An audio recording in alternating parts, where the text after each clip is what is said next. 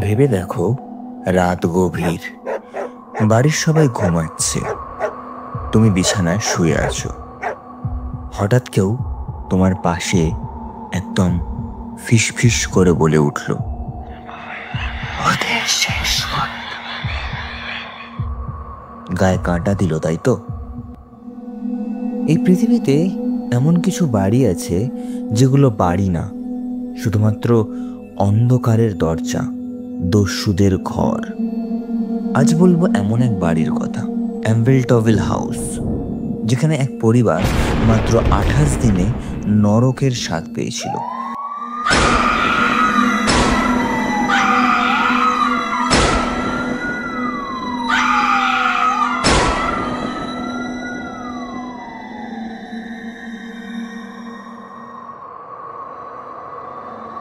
সময়টা 1974 সাল।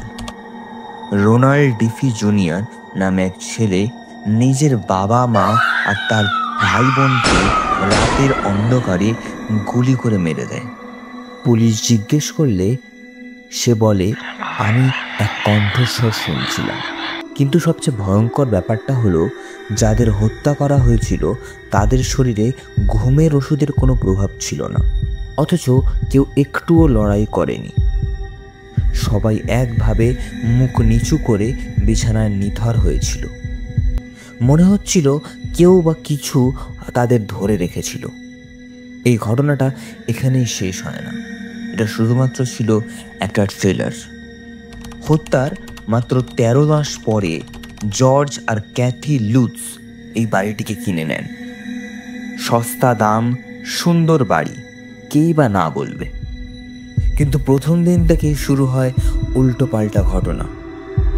প্রথম দিনে এক পাদ্রী এসে বাড়িটাকে আশীর্বাদ করতে গেলে কোনো না দেখে যাওয়া ভয়ঙ্কর কণ্ঠস্বর চিৎকার করে বলে ওঠে, দূর হয়ে যাও। পাদ্রী ভয় পেয়ে বলে, এই বাড়িতে থাকা ঠিক হবে না। কিন্তু লুটস পরিবার তার সেই সতর্ক বার্তা শোনেনি। তারপর শুরু হলো আসল ভয়। বাড়ির ভেতর দুর্গন্ধ, দেয়ালে কাদামাখা হাতের ছাপ, জানলা দরজা কোনো হাওয়া ছাড়াই বন্ধ হয়ে যাওয়া, আর জর্জের মাথা আস্তে আস্তে বদলে যাওয়া। এক রাতে ক্যাথি লুস ঘুমের মধ্যে দেখতে পেলেন তিনি বুড়ো হয়ে গেছেন, মুখ কুঁচকে গেছে, দাঁত পড়ে গেছে। ভয় পেয়ে ধর্মর করে উঠে বসলেন তিনি। পরদিন সকালে আবার যেমন কি তেমন। তাদের মেয়ে মেসি কথা বলতে শুরু করে এক অদৃশ্য লাল চোখওয়ালা সত্তার সঙ্গে, যার নাম সে বলে জোডি। এই সবগুলোই কি ছিল কেবল মানসিক ভ্রম, নাকি সত্য কিছু? অনেক গবেষণা করে দেখা গেছে এই বাড়ির জমিতে নাকি একসময় ছিল এক নেটিভ আমেরিকানদের সমাধিস্থল। মানে জায়গাটা আগে থেকেই অশুভ। এরপরে আসে এড এবং লরেন ওয়ারেন, বিশ্ববিখ্যাত প্যারানর্মাল ইনভেস্টিগেটর। সেই সময় তারা একটা ছবি তোলে, যেটা আজ পর্যন্ত বিশ্ববিখ্যাত হয়ে থাকে।